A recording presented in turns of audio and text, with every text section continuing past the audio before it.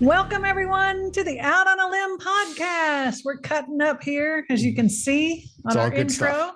You have Will and Allison and Samantha to my right for another episode about the mystery of vortices. That would be vortexes, plural. Vortices? Or for the English major, it's vortices, I guess, right? Mises, mices. I was going to say the same thing. Oh, this is going to be weird. So Will and I just got back from a 2-week vacation where half of it was spent in Sedona, home of the vortices and the crazy stuff. Yeah, isn't there supposed to be you step out of your hotel room and you fall into a vortex? Pretty much. That's what they say. Yeah. I don't know. We are back. We didn't fall anywhere. No, we're still here. Part of it was in Kansas with our good friend Candace Carl Goldman, and we did some healing work out there, some tandem BQH session, which is now live on our YouTube channel. You can watch that if you wanted to see me facilitate a session between Candace and Will, it was unbelievable energy that came through, and it's very profound and it's healing for those who watched it live and are watching it afterwards. So side note, go watch that after this episode. Absolutely. All right. So, and there was a vortex out at Candace's, wasn't there? Yes. Oh my gosh. Good point. You had a better vortex experience. You're right. Yes. And see, because I remember you guys mentioning something good about point. that. Thank you. Thank That's you why for we that. have you on as our third. I'm the color commentator. All right. So actually let's talk about that vortex first, because that was the first experience, right? So after we did the tandem session, we went out to Candace's farm, and she actually had an experience where she saw this huge white spotlight thing. Basically, I don't remember if it was shining down or shining up from the earth, but anyway, it was illuminating an area of her farm. The light was crazy bright, shining in her window in the middle of the night, and her animals stayed asleep. Nobody else seemed to notice this. I mean, it was obviously just for her, but essentially it was showing her where this vortex was on her property. And so after that, this was many years ago, after that, she took some big stones and she formulated 12 stones around that area and created a ceremonial vortex. And so we got to chatting about her vortex when we were out there at dinner one night. And I asked her, well, did this have anything to do with ETs? Do you even know who you're related to, or who is your primary galactic alignment or anything like that? She goes, well, I'd be surprised if it wasn't Orion. But she had never really investigated that. That's interesting that she had never done that before you guys were right. She's not really an ET fan like we are. I mean, not as much. I think she works with all multidimensional energies. It's in her space. It's in her awareness, but not to the extent that that we. Well, that's what it was like for me until I saw the ship. That's right. So, which we're going to get into again later. But so we went out to the farm and we ended up channeling because she wanted information about that vortex. And in that, I, of course, asked her who her primary and her source alignment were. And they said Orion and Orion. So she's Orion, both doubly Orion. And who came through Will while we were sitting in that portal experience was an Orion Council of 12. And what they said was that those 12 stones represented all 12 of the starseed clusters, just like I had written in the book, The Origin Story. Which is now available on Amazon. And shameless plug. Sorry. Yes. So even though it was an Orion Council that was speaking to us, they said that each of those stones represented a member of the 12. And they told us how to know which stone was which. And they said, the north stone, northmost stone, what started with Agarthan, because it was alphabetical. Alphabetical. So it was Agarthan, and then it went Andromeda, and it went all the way around alphabetically from the North Point. And we got lots of good information about how this vortex had been in that space for many, many years. And it was layered. If you could see it, they said you'd see that it was layered and layered and layered and layered by different civilizations that had been on that property, and that Candace and her husband Tom were supposed to have that property. Yes. That she heard the call, whether it was conscious or not, to get the property in order to reopen that vortex, because it had been closed for quite some time. And so there have been. When you say that, did somebody responsibly close it, or is it because? Do you remember if they answered that? I'm gonna have to tap back in, but I mean, I think the essence of it was that each each layer that Sorry, it was, curious. no, that's fine. Yeah. Each layer that was there actively served a purpose for a certain amount of time by that civilization or that community or that tribe or whatever it might be. And then once it served its purpose, it collapsed again, or it closed temporarily or went dormant. And then, time went on. And then again, another civilization, tribe, community, whatever, energized it, reopened it, by however means. And then it took its time. And then again, so it's this on and off kind of cycle. And so when she was drawn to the property, it was what it, to me, what made sense was that when she was drawn to that property and was purposeful in getting that property, is that it started to re-energize that portal activity or that vortex activity and open once again. So so it's just it's been there. It's just that it cycles on and off through time. So very interesting. Okay. Yeah. It really was. I And just so curious how that. there have been some magical things taking place in that space. We've had a couple of experiences there. Yeah, we've I guess it was 2020, the summer of 2020, we went out there, and we were out there to help with one of the classes that Candace was putting on. And at the end, we all gathered up at her farm, and I did a sound bath around that with all the students as well as Candace. And as I was wrapping up, I felt the need to bring Candace into the center of the vortex as the center point, and all the students around her place a hand or up on her shoulder, on her head, and we all place a hand on her, and I just channeled that particular set of energies, and this beautiful healing, blessing, light language process started taking place. It was just intense. Very cool. Yeah, it was very interesting. So, and it was all coming from within. I mean, it was just absolutely beautiful. And then this past couple of weeks when we were out there, I sat on the ground and took my shoes off, put my feet in the grass, and just got really connected. And you could feel that galactic presence starting to well up and starting to center in. And there was 5 of us there. And it was just very, very intense as far as the amount of energy that was coming through for that channeling to show her the extent of that, and I'm not one to say that is the primary purpose, but that is one of its purposes, is that galactic alignment. So there are many, a vortice or a vortex or portal or whatever has multiple, they all have multiple different, I'll say, uses or functions, not just one. So don't think that it's just for galactics. It's for everything. So I hope I'm not going to interrupt your train of thought, but this is a good place, I think, for us to talk about what is a vortex and who makes them? Can you just go out and go, ta-da, I declare you a vortex? Or is it something that is happening subconsciously or consciously among other creations? I'll talk about how I look at vortexes or portals are, and then Allison, if you want to chime in. Excuse me. It's, for me, I think it's the understanding of how, some will talk about ley lines and different, aspects of how the energetic lines of the earth are laid out. Well, that's one aspect of it. I think even in this one, I think they said there's a particular line alignment. Why this some one? ley lines there. Yeah, whether they're ley lines or some sort of energetic lines that are purposeful there.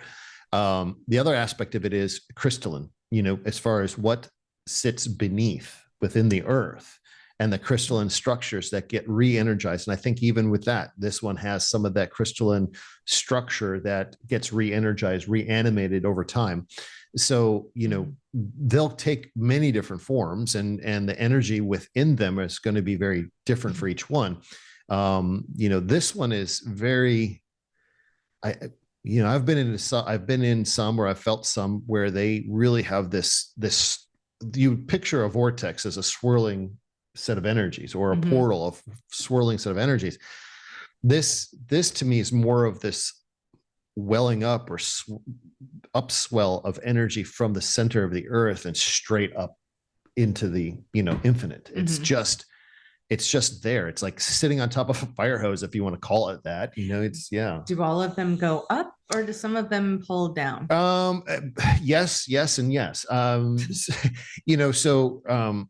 There are some that will be opened to transmute what's in the area. They're basically, think of like a vacuum. They're opened up to vacuum up stagnant, leftover, whatever's not needed in that area, energies that have been dormant or stagnant and dormant for a period of time. And they get activated to suck all of that out of the area and then transmuted through energetic transference, to the universe, or however you want to look at it. And yes, some of them do open up to where they go into the earth, and that's going to be bringing in amplifying, healing, and cleansing energies from out in the universe for Mother Earth and for the healing of, what's taking place within the earth. Even you could say the Agarthans and Mother Earth and the crystalline structures all need that to sustain, that level of healing and leveling up. But as far as back and forth, going up and coming down, yes, I want to say that's what was very familiar. And I guess we could bring this into the mix too, is that when we went out to Candace's the first time, we stopped at the Toltec Mounds, which is out near, I forget where it's at. Oh, no, that's in Arkansas. Is it? I think so. It's near I think Arkansas. it was in Arkansas. And the conventional thinking is these are just Indian burial mounds. And so let me kind of set the stage for that experience. That was, I would say, another vortex. That's another, well, I didn't know it was a vortex or a portal, however you want to look at it. Everybody said, we need to go see the Toltec Mounds. Okay, great. So they're Indian burial mounds. Let's just go take a look. Well, it's 102 degrees. We like the. I really like the hot. Yeah. We like the hot. Okay. Well, so we get out and we're walking, and you have to walk this kind of path around, and the biggest mound sits on the opposite side of where you enter, and you can see it. It's big. Well, you can't go up on them, but you can walk past them. Well, as I'm walking around, now mind you, it's 100 and some odd degrees. I get, I don't know, maybe 30 yards from this thing. My body starts to chill in a way, like my body temperature dropped to where I was literally freezing in that amount of heat. It wasn't that I was heat soaked or sunstroke or any of that. I was well hydrated. I was well aware of what my body was doing, but the temperature just plummeted. I mean, I was getting goosebumps. I was so cold. And then the energy just started like almost consuming me, but I could feel this coming and going of energy. It was like almost like an elevator going up and going down, going up and going down. But yet I couldn't draw any understanding of what that was. I just knew that whatever I was in the presence of was extremely strong. So we walked past, and then it just all faded away. And then I got really hot again. It was like I walked through like a chiller. It was insane. It was absolutely insane. That is amazing. So we made our way back through. We got to the car, and again, I was hot again. So we turned. You were with them, right? Yeah. Mm-hmm. And you weren't feeling any of this. No. No, that was already 3 years ago, and I'm not the most energetically sensitive to begin with. I'm getting more so. Yeah. But back then, no, I really didn't sense anything. So we got back to the car. I turned on the AC. We're sitting there, and Allison's like, "Do you think you could tap in and maybe consciously channel something? What do you think?" Like, I'll give it a shot. Well, what came through? I don't know, unless you remember. I don't remember who it was that was speaking, unless it was just more of a conscious channel of what I experienced. Us asking that. Maybe it was just a conscious channel of what I experienced. Mm-hmm. What is there is what you would consider a way station. Basically, think of it like a subway hub, where all the trains enter in and everybody gets off and goes onto another train or goes into other directions. They come in from all different cities into From a hub. all over the galaxy or outside of the galaxy. Yes. Oh, They're all coming in to that location, finding their way onto another train, or maybe departing there and going somewhere. If they want to work within Right. Earth or on Earth. Right. Okay. Yeah. They talk about in the origin story how the largest way station on Earth is Antarctica. Oh yeah. Mm-hmm. That was really Hint, super hint, hint. intriguing, and all Right? kinds of things are coming out about that. Yeah. So it's like, Yeah. Well, and so then, we recorded that, and then we shared that with some of our friends and in Colorado, and it was basically confirmed that that's exactly what it is, because she had a very similar experience when she visited it, that A past life came past up of life her as a came up. reptilian. Mm-hmm.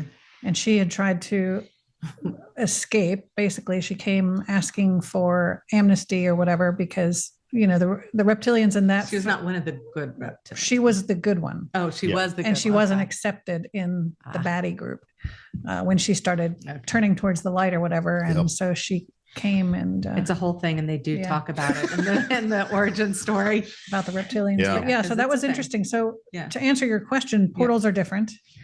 And I think I recall from seeing some information while we were in Sedona that some are masculine, some are feminine Mhm. energy. Oh, Some bring in like loving energy, and then some take away junky energy Mhm. from you. So they work different ways. And so they all serve different purposes. And Yeah. some, if I recall correctly, we're not experts on Nope. vortices, it's just what Or we've portals. experienced. It's personal that we're experiences. talking about. Right. Yeah. Personal experiences. but from the channelings that we've done, I understand that there are certain vortexes. I like vortexes better. I'm not a mathematician. I like vortices. I don't know. Do you? Yeah. All right. Anyway. But anyway, I some think of them those are, two different things. Probably. you think? Yeah. Probably. Yeah. The You guys vortices tell of an us. Put it in angel the or- comments. What If do you we're like? wrong, we're Correct wrong. us. But there are certain ones that are permanent in Earth, permanent Mhm. places. Yes. And then there are some you open up on your own, or that can open up for various purposes. And you experienced that on the horse farm, didn't you? Yes. Mhm. What happened on that one? Tell us what Um, you felt or sensed. Well, okay. So I had a client. This is the only person I've ever done this for, that I had someone call, and I'm open to doing it more now because it was really fun. But this woman asked if I'd come out to her horse farm. She had a reading with me where I'd before, where I'd gone out there and channeled her mother and a couple of other individuals. And so she called me back up and said she was having a really weird thing occur. Wait, I'm trying to remember the order of all of this. No, she called me because her horse had died. Mm. And it was very upsetting. It was very strange where she found her horse. And I won't get into lots of details and stuff. Just her horse had died. It was a very strange thing. And she wanted me to just reach out and connect with her horse. So we had this amazing reading. And then of course, afterwards, I'm like going, okay, so where in the world, did this happen? And I start getting into the details of it. And she goes, yeah, it's just so strange and everything. I was like, wow, okay. And kind of left it at that. Well, apparently she had taken on another horse. She trains horses for people and then gives them back a much more improved horse. Yep. And she had the horse in the same paddock where she used to have her horse who had died. And the horse that had died on the other side of this fenced area of the paddock. So anyway, she was like, the horse was doing really well. And now all of a sudden everything's come undone. It's like, it's scared to go in, one area of the paddock. It's being really weird. I don't know what's going on. Wow. And so, it's like hard to try to remember the order of all of this, because I remember she was talking to me about it. And then you were doing one of your, Thursday night channelings.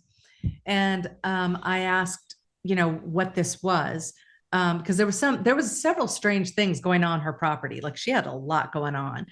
And so you had explained that that there was this vortex there, and that that we could move the vortex. And you explained, and I was like, you can move a vortex. Wow, that's kind of cool, Yeah.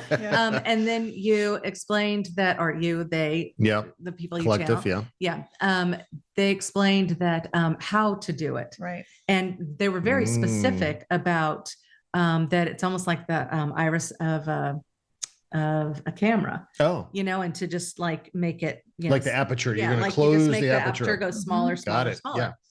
So anyway, I tell my client, okay, I'm all good. I can Got do my this. training. I'm ready to go. Yeah.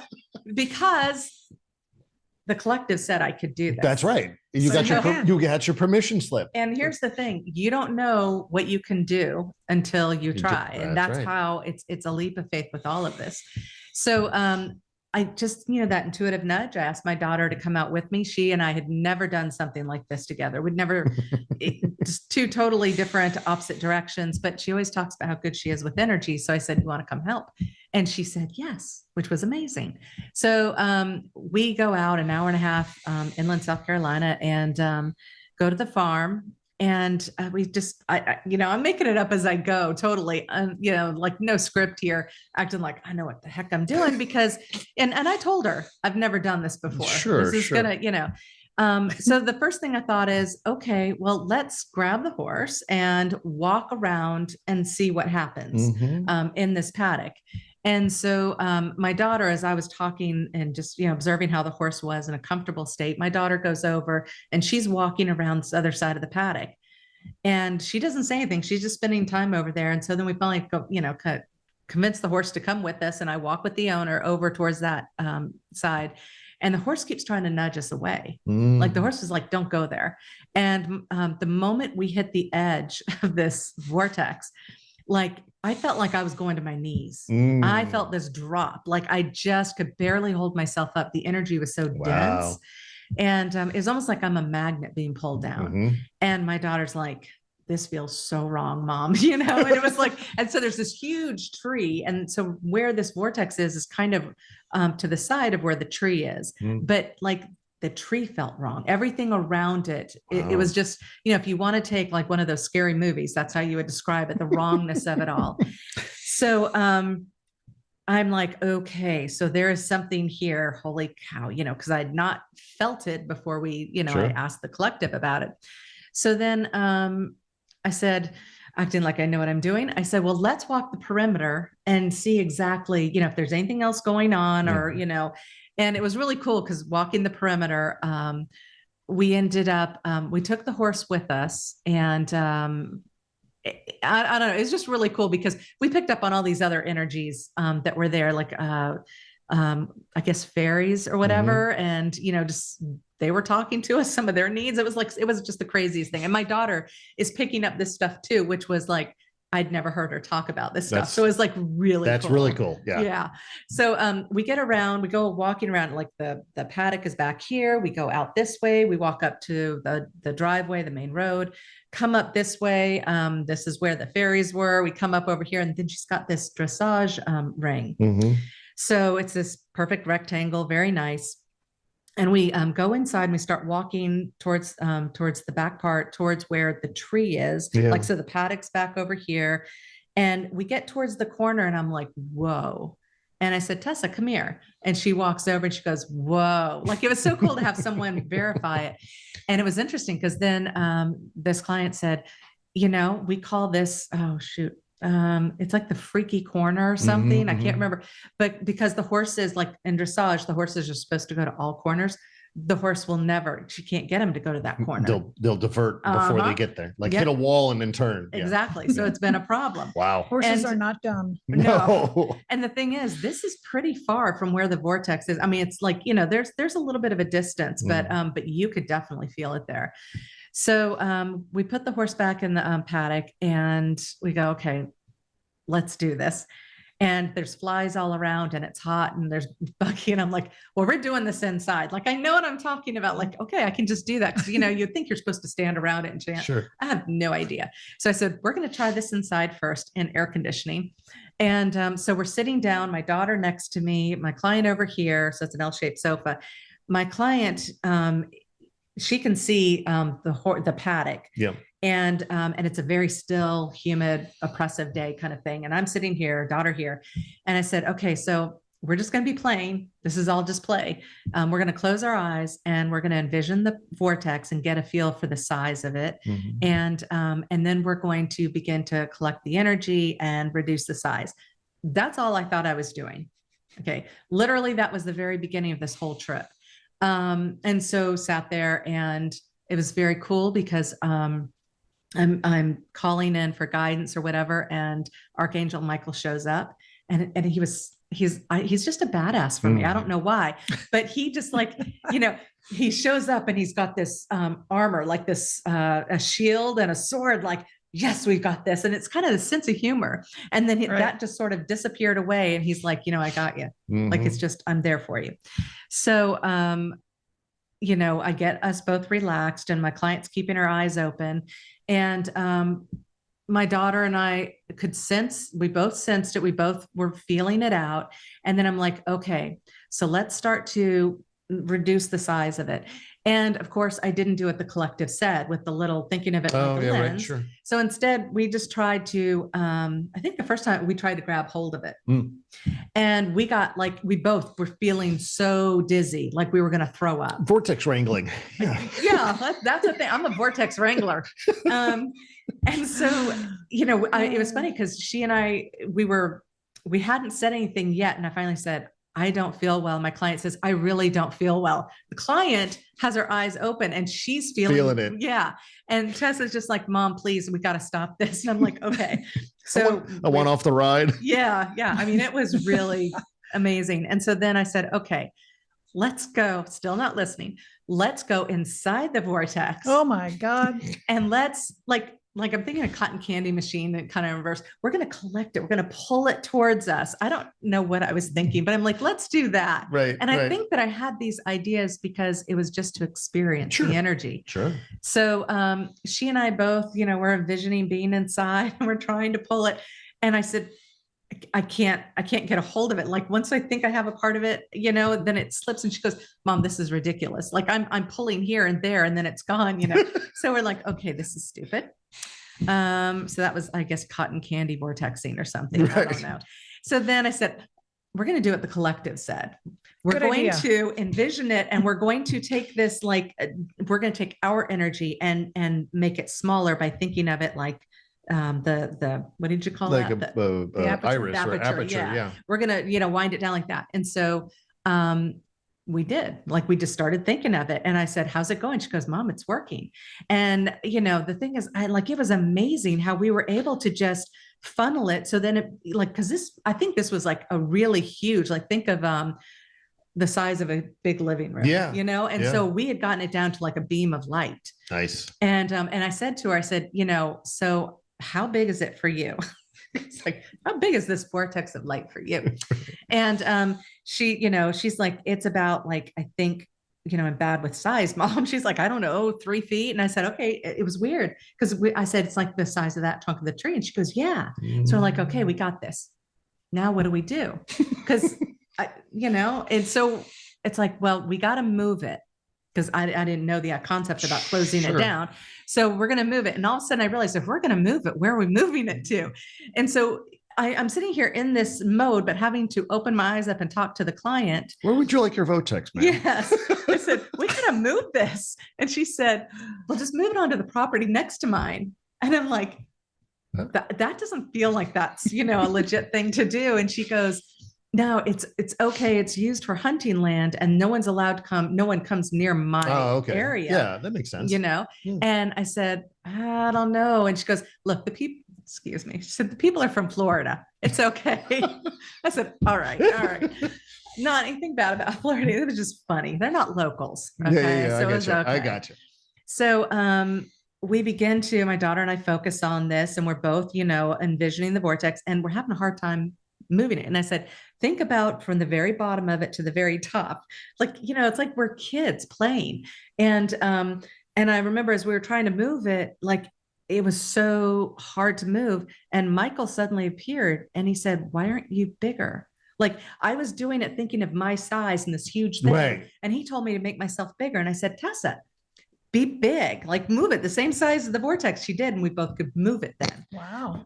So we start. Yeah, this is crazy. Teaching moments. Yeah. Teachable moments. We moved this and all of a sudden she's stuck and I'm stuck and we're going, okay, why isn't this moving? And she goes, Mom, that's the property line.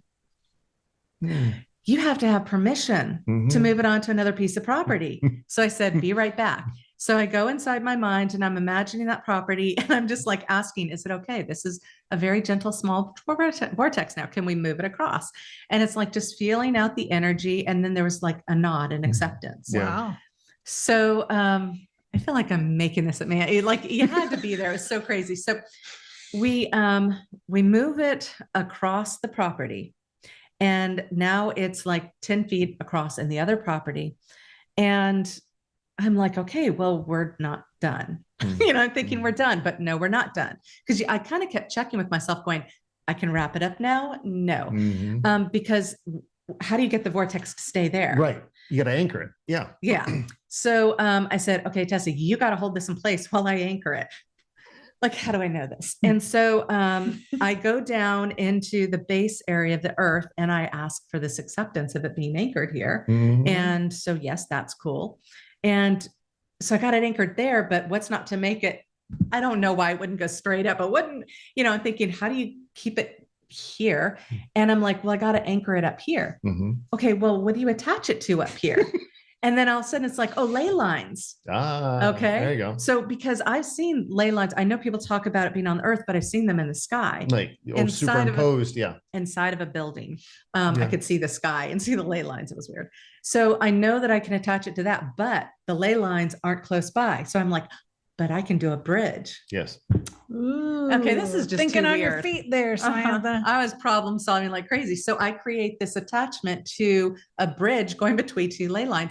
Who knows what monster I've now created? Honestly, when I think about it, you haven't heard back from your client. No. So obviously, no, she did say things are going great. Or the property owners from Florida. Yeah, so we're good. So they might have gone into a vortex and went bye-bye.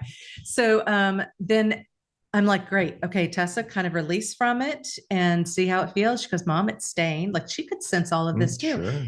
And then all of a sudden I was like, oh my God. She goes, what? And I said, we've left what do you call it? A vacant space, a vacuum. Oh, from where the vortex was. You can't write this stuff. Sure. Like it just, so I go back and, it's like, I don't know what to do. I don't have this like intimate relationship with Gaia and all this stuff, but I'm sitting there going, okay, I need assistance here. I don't know how to do this. And I'm asking for this energy to fill back in. And, I'm doing this stuff with my hands and I'm like, just filling in the energy. It was the strangest thing. And all of a sudden it just felt solid. And Tessa, before I said anything, she's like, Mom, that feels good. And I'm like, okay, wow. I think that's, I wanted to like pack the energy, fill the hole in. Yeah. So it was kind of done, felt done. Wow. And so, we come back from it and I'm just looking at my daughter. She's looking at me. She's like, wow. And so I'm like to the client, well, what do you think? And she goes, okay, this is really cool. Look outside. Because when you were dealing with trying to make the vortex smaller and, and the dizziness and all that stuff, she said the trees were blowing. Like they were like, there was this wind, like this gust coming through. And she's like, it was the craziest thing. And I think I opened my eyes up to ask her something and I had noticed that. And so it was kind of like, whoa, that's weird. But she said, but look at the horse. And that she had thrown hay out there towards where the vortex area was. And the horse was always very reticent about going out there and never had its back to the vortex. The horse was out there and just munching away. And it was like the sky was like beautiful outside. And so I said, okay, here's the test. We're going to go out there. And so we went out there and we walked into the paddock. And this time we didn't put a lead on the horse or anything. And the horse walked right alongside of us, didn't nudge us, was just like really, it literally walked past us around the area where the vortex had been. Nothing. There was no residue. There was everything just felt good. Yeah. Like it was like, my job here is done. It's crazy. So there's a couple of morals to the story, besides obviously talking about vortexes, which is that we are powerful beings and that we can do these things if we ask for help, rely on our guides, ask permission and do things with gratitude, respectfully, and all of that. Respect was a huge thing that I didn't realize that would be a part. There were so many things in that experience. The respect of entities, beings, whatever energy that I had never thought to consider. Just kept popping up. Because even when we deal with attachments or negative so-called negative energies or whatever, we don't just grab them and throw them away or tell them they're banished or whatever. We talk to them with respect because they are energetic beings. And we ask, why are you here and so forth. And we talk to them and then we get them to go to the light. So yeah, so puts a whole new spin on airbender. Yeah. so in terms of that was a really good story and example of how to manipulate and work with portals or vortices. So what about the energetic experience that you had? Like we went to a couple after Candace's, we went down to Sedona. So you went to a couple of vortexes. Yeah, there was three that we went to. So were there differences between them? That's a good point. So the first one was Spaceship Rock, which is around Bell Rock. For those of you who know Sedona, it's that same path. Was it Cathedral Bell and then so the courthouse courthouse, that's what it is. Yeah, Courthouse Butte. You've got Bell Rock, and then on the backside of Courthouse Butte is this thing called Spaceship Rock, which most people don't realize is there. It's not marked on any map. And it looks just like it sure does. Looks like a spacecraft. Looks like a UFO, like you would think a UFO looks like. So what was your feeling when you were up there? Except it was a rock. Except for it was a rock. At first, I mean, we went right up to the top of it. Excuse me. And you're saying you went up on top? Yeah. We went right, we crawled right up on top. Oh wow. I mean, there's several paths to get up on it. You have to scale a little bit of rock, but nothing too bad. At first it was like, well, yep, it's a rock. That's what it is.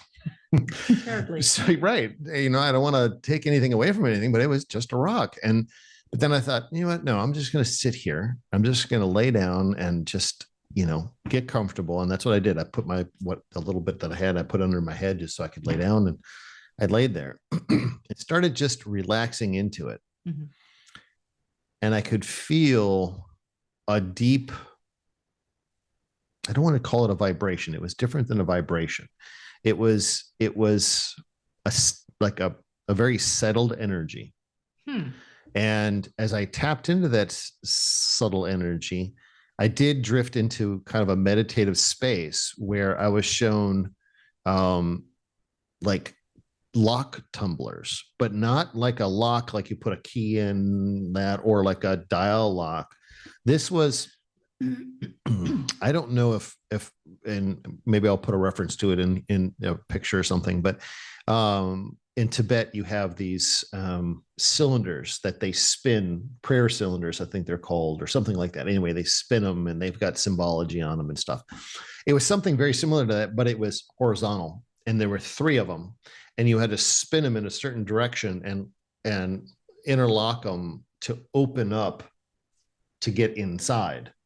So at the point at which these tumblers are in my vision of my meditation, my hearing could hear other people around me. There were other people that were coming up on the rock. Okay. So you mean physically? Physical people that were just in the same area. Ruining the moment. No, that was the strange thing. At one point, I literally felt that somebody was standing at my feet. And I don't know if they were or not, but standing at my feet. That's how close I felt they were. Never once had a feeling I needed to open my eyes. A stranger wouldn't do that, though, unless they're like looking at you to see if you're dead. Well, maybe, I don't know, but I didn't open my eyes to investigate. I was just okay with it. It was okay. I just didn't have a need to open my eyes. And I could hear a child too. And I don't know, I guess there was a child with this family that was there. But yeah, I was in that. And then once everything kind of got lined up, now don't ask me what the symbols look like, because I don't remember that. I did feel that there was a depth to this so-called rock. So, it wasn't that I got some profound experience out of it, other than that meditation of showing me these cylinders that needed to be twisted to unlock something, and then the depth of what was there. So is there something there? I believe so. There is an energy, center there. And I, even after that, we started talking with the friends that we were there with, and they even got a sense that was at one point a craft that is basically embedded in that rock structure. Mm-hmm. So there's a craft there. You didn't channel? No. You guys didn't think to channel? I didn't. Or is it too? No, I bring the English, not my first language. we had a recorder with us, but I never had the notion to sit and actually channel it. So, it was just one of those moments where you just really kind of just lock into whatever's there and you just enjoy it. And you don't, do you need to find an answer at the moment? I didn't need to find an answer. I just wanted to experience it. So then we went to Boynton Canyon, which everybody said was like the best. You had to go to Boynton Canyon, but we didn't do the whole 6 mile thing. Right. We went just to the Vortex and then back out. Which Vortex was? I forgot what the name of that was. That Coffee Pot? Did it? No. Coffee Pot was after that. Oh, I forgot what the name of that one was. I thought it was just Boynton Canyon. Maybe it was Boynton Canyon Vortex. Yeah. So we went up to the top of that one. And I don't know if it was coincidence, but I had a lot of anger all of a sudden. And part of it got triggered by Will missing our turn. And I didn't want to be hiking further than we had to go in 100 and whatever it was. Anyway, so that was the little human trigger. But when we got all the way to the top, I sat down and I tried to just release any anger that I had, or what was the point of that? Where did it come from? And the more I tried to release, the harder it became. And I just got angrier and angrier. And it was the weirdest. So maybe it was like if you had come there in a calm state, it would have intensified the calm state. Maybe. Yeah. I don't know. But all I knew is or it was the energy was one that as you approach, whatever is going to trigger you is going to be amplified so that when you get there, you can work through whatever just triggered you. Perhaps. And I really tried to just release it and whatever, and I could not get rid of it. And finally, I wanted to come out of my skin. I was like, I got to get off this mountain. I have to get out of here. I had to get out of here. It was the weirdest feeling. I've not felt that ever, I don't think, where I just had to escape. So I came back around to where you are. And that's when you had that interesting experience. Yeah. So I could sense that Allison needed her space. So I just let her go off and do her thing. I went up. So this vortex consists of a big pillar of rock, and then some flat areas. And then it also backs up against a mountain side or a big hillside. So I went up to the pillar of rock and I sat against it and just laid against it. And I was just kind of releasing what tension I felt between us during that moment. And once that finally released, I could just really kind of relax into the energy. And it was a very subtle energy, but it was one that I could just feel myself kind of envelop in, and I could feel myself swaying and just being present in that energy and being, that's cool. Right. It was not, but it was very settled. I mean, it settled in meaning that it wasn't disruptive for me. It wasn't explosive. It was just comforting. It was one where I could just find myself kind of swaying back and forth. And just as I'm kind of coming back around and I opened my eyes, there's where I was sitting, maybe about 15 feet in front of me, there was a little gravelly area. And I looked at that gravelly area and I could literally see a stone spiral in those stones, but there wasn't anything there. It was I basically seeing a vision of stones placed in a spiral from the center out, or however you want to do it. How big do you think it was? It was, I can't place a size on it. It was just that image that filled that little space. So maybe 4 foot by 4 foot, Interesting. But I felt like I had to do that. I felt like I had to create that somewhere. So I got up and I walked over to another little flat area, maybe 10 or 15 feet away, where the rocks were flat and there was no other rocks on it. And I started picking up small sets of stones, but then I was like, wait a minute, no, there needs to be a center stone. It was like I was hearing a conversation. There needs to be a center stone. So I started finding a stone that I could pick up and set, kind of like a sundial, where you set it down and it the obelisk. Yeah, like an obelisk. Yeah. So this was a flat stone that was probably 2 inches in width, maybe 6-7 inches wide, and maybe you took a picture of it, 10 inches. Yeah. See if you can put it in 10, yeah, I'll put it up. That's a good point. Thank you. I'll put it up and I'll show you. Thinking note to self. But as I'm getting ready to set it down on the ground, I heard face it east-west. That's pretty specific. So I was like, okay. And I was reaching for my phone to pull up my compass, and I heard, no, face it east-west. And I set it down. Then I was like, pull up my compass. It was square east-west. No. I mean, I couldn't have done that if I tried. it was, I mean, but you did try and you did. I did try and I did. It was east-west. So then I started the stone spiral, small stones to start with. And as it worked its way out, larger stones, larger stones, larger stones. And finally I was like, okay, now I'm at the end. Now I need a north-south stone, and got something very similar to that and placed it north-south. Did you look at the other stone before you placed the last one? I put it down and it was right north-south. Okay. I wasn't trying to go, oh, nope. I just boom, and it was right there. Just fun to see. So then I was like, okay, but then I saw, no, something is missing. There's something that's missing in that.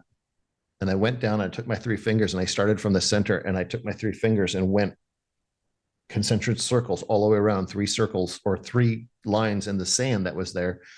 And when I stood back and looked at it, I was like, boy, that looks almost Aboriginal. That's the sense I got from it. It was almost like an Aboriginal, like some sort of something. And, so I took some pictures of it, and then everybody started, Allison and our 2 friends started gathering around, and I said, and they were looking at, oh, that's really cool. And they were like, oh, you must've got that idea from the other one. I'm like, what other one? Oh, didn't you go around the front of where you were just sitting? I'm like, no. She said, you need to go around to the front of that. And I walked around. There's one there that's probably 12 foot by 12 foot that somebody else created. Aren't you glad you got to do the smaller one? But I mean, just to have that vision that, I had no idea there was another one on the other side. And the more I sat with that, and the understanding that came was that vortex needed some balancing. It needed to have a little bit of balancing. But then I was like, well, why would a vortex need balancing? They need all kinds of weird things. I'm learning. Right. Who knows? But think about, so what came to mind was, think about the thousands of people that come to visit that vortex, and think about all the work that vortex has done to shed stuff from people, leave stuff there so they can be transmuted. Well, it too needs a little balancing, right?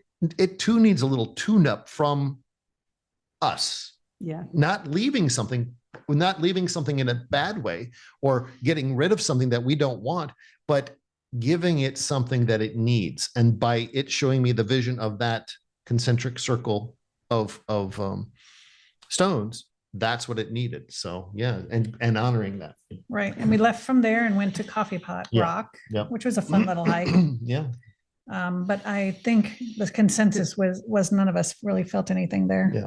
See, it's weird because I've been out to Sedona several times, generally just for a day or maybe overnight or whatever. But I go to Scottsdale like once a year. My husband has a job out there. Yeah. And so I could go and spend time in Sedona if I wanted to. And I always have people say, oh, are you going to go out there? Are you going to go to the Vortexes? Are you going to see this? And, and it's the weirdest thing because I have never felt a draw to do that there. And it's not dissing Sedona. It's just not, it's not my thing, or I don't want to put it like that. It's not calling to me. Right. So why would I spend the money or take the extra time, because I thought if I go with a spiritual teacher, maybe there'll be more from it. And it's a flat no, like just as flat. And we had that conversation too of, what's the draw of Sedona, or how come we didn't feel what other people have felt, or, and again, this isn't a generalized statement. This is just the opinions expressed here on Audible Podcasts are solely for those that might be overly sensitive, they're going to sense into those things. Or, for those that are just awakening on their path, the energies that are there are intense. Don't get me wrong. I mean, there is a lot of energy in that area. So they're going to feel that amount of intensity to help them amplify themselves to get into a space of being open to accept certain things. But, many of us that do this work for so long, or are in these types of energies all the time, it's another set of energies that, I feel it, but it's not great, or it's not great, meaning it's just normal. Right. It just feels normal. Yeah. Right. Yeah. But then we get to have these unique experiences in other places that other people don't. Exactly. So, and then people are like, really? You had that there? I'm like, well, yeah, I did. So, yeah. Well, I think about that in Arkansas, there's lots of diamonds underneath the, so it's crystal. I mean, yeah, the big crystals. matter of fact, the big piece of quartz that's sitting here on the table, that came from Arkansas, right out of the ground. I mean, just like it sits there. Yeah. Arkansas is the second largest deposit, the first largest in the United States, second largest outside of Brazil. In Arkansas, underneath. They have been mining that location for 40 years, and they believe they still have another 40 years of quartz deposit to explore. And they're different. Those crystals are different. And so when we channeled, was it Enoch, I believe, was telling us about it before we went on our trip there. He said that if you're meant to find something there in Arkansas, you'll find a crystal that you're meant to work with, to take home, and that they'll be different from the crystals in other places. And quartz, I should say. Yeah, quartz. And this particular mind that we've mined, this particular mind that we've mined, this mine that we went to, they actually have a specimen in the Smithsonian right now, and it is huge. It would fill that wall behind us. That's how big it is. So, and they're so clear. This is the only place we've ever gone, Arkansas, to dig up quartz crystals. So that one's not as clear, but yes, I've got some that are just look like they look like they came out of the gift shop. And it's also, it's not polished. It's like when you put that shine on them, when you polish them up, but the ones that were coming out of the piles literally were clear as glass. They look like, I'll show you a piece. Somebody took it from the gift shop and put it in there for you to find. Again, I'll put a picture up to show you some of the. They don't ever seed mines with gems and crystals. Not that kind. I don't think. If they did, that's a lot of work. Yeah, no, they do it in North Carolina, where they bring in a bunch. They seed it. That's what everybody thought was they're seeding it. We were there. We just happened to be there at a really awesome time because they brought 6 truckloads of dirt. One truckload would fill this room. That's how big the truckload was. And the interesting thing was the lady that at the cashier, she said, "Have you ever been here?" I said, "No." She said, "Remember, gravity is your friend." And I had no idea what she meant by that. But as soon as they brought a pile of dirt, everybody would scramble to the top thinking that's where everything was. I was literally walking around the perimeter, just picking them up. I didn't have to dig for them. And my pockets literally were bulging by the time I got 3/4 of the way around. Yeah. That's it reminds me of this dream. I don't know. There's this place I keep going out to in my dreams. And I just know that it's very ancient. It's weird this is coming up because I've just never thought to tell anyone about this, but I visit this place a lot. And so there's a place you can go, like there's one side that leads, it's a very kind of treacherous hill to go down, but once you get over, that's kind of the nicer area.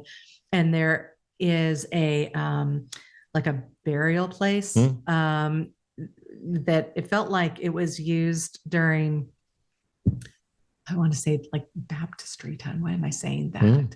Like 1600s or something is what it feels like. And this is in the US, it feels like. It's so weird. I don't know. But and this is a dream. But anyway, I remember like they would bury these very important people deep down, and that you could walk through, and there would be these crystals all over the place. But they didn't care about the crystals. They were focused on, that this was a good place to bury these notable people. And you could walk through there. And if you were kind of like, you could just pick up, and I always remember I was picking up a few of the crystals. It's just, it's weird. It's just a recurring dream. I had another interesting dream too, to talk about vortexes and how we create them.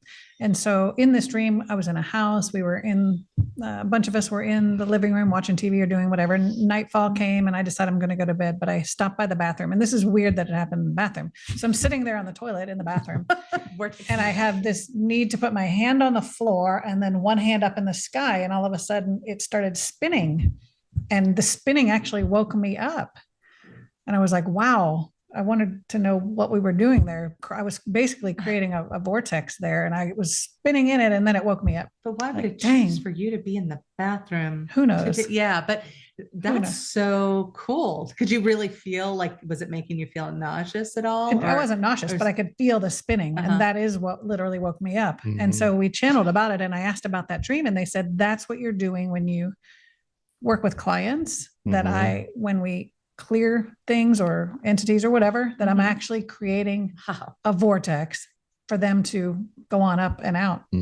So that was really cool. Which is why you're saying it's a cleansing thing. Yeah. See, I've never asked about why that, what that portal was doing. And the portal had not always been there. It was like, oh no, maybe I did. Maybe I did. And they did tell me because, Talking about the horse portal? Yeah. They told you how it got there and what it was for, I believe. Well, because it had something to do with ETs, didn't it? Well, that was another thing. There was a Stargate or a gateway or a portal that was not dysfunctional, not in use or whatever. And that was partly what was creating some of the anomalies that were occurring on this farm. Okay. Totally. Well, it's a portal. But were we saying portals and vortexes, or we were talking about vortexes? Because that was the portal. They're very similar. I don't know. Yeah. And it was something about that it was picking up on the intensity of the emotions of the feminine energy there. And that energy, it was identifying with it somehow. And it was kind of like waking up. And it was as waking up, it was just energetically, affecting things, animals, whatever around it. Wow. And so, yeah. And I remember exactly where that is on her property. And it's the same place actually, which I didn't think about this at the time, where the fairies are above. So we'll have to talk about fairies because that was a whole thing. That does remind me of a couple of things. Those fairy circles or whatever they call them, where the mushrooms grow in a circle. They are growing around the edge of a vortex or a portal. Same thing with, I don't know, maybe a year ago or not too long ago. Well, within a year or so, there was a story in the news about these sheep or something. Was walking it overseas? in circles. Yeah, maybe Scotland or somewhere. I don't know, over the UK, and they were circling around a vortex too. The ants do it. Yeah. They'll find the energetic center. I think they call those mushroom things fairy rings or something. They can call them fairy rings. Yeah. So that's very there you go, folks. You can go out and find your own vortex, your own portal. You can create them. Look for ants. You can look make for them mushrooms. Smaller. You can move them. You can work with them. There's all kinds of stuff to do with and it's kind of cool because literally what we do is we forget to ask. Like, I would love to have a magical experience. I would love to have something cool. Like when this whole thing happened, I was going through a phase of my life where I was learning that reality was not what we thought it was. And so that's when, I was gifted this wonderful experience. And so the thing is, if you, put out there that you're interested, that this sounds fascinating and, wouldn't it be neat? Now, I want to have an experience like that. It never happens to me. You got to be like, this, I'm ready. Enjoy. Yeah. I'm open to I'm this. ready and open to experience whatever you have to show me. I would love to see a vortex. I would love to feel a vortex. Allow yourself the permission to experience it. And then it'll happen in its time. That's right. Right. Because it might just be that you're not quite ready for it, or that when it does occur, it's going to be such a life-changing experience. And always remember the saying, watch what you wish for. Okay. And I will say one more thing for those who live in this area. There's a lot of ET activity and ships coming and going in this area of South Carolina. See it out over the water. And when we asked about it once, St. Stephen, which is this little country town up past Monk's Corner where we live, has a vortex. And so they're coming in and out that way, which is another. I bet the locals don't appreciate it's another job of the vortexes to bring those beings and those craft in and out of our atmosphere or whatever. Yep. So everything you wanted to know and more, and we only scratched the surface. That's right. So you got to put your comments in, ask us questions. Tell us about your experience. Yes, we would love to see with vortexes, vortices, portals. Yeah. If we're saying it wrong, let us know that too. What have we gotten off base with? But at any rate, thank you so much for spending time with us. And until next time, thank you from Out on a Limb podcast. See you guys. Bye. Bye-bye.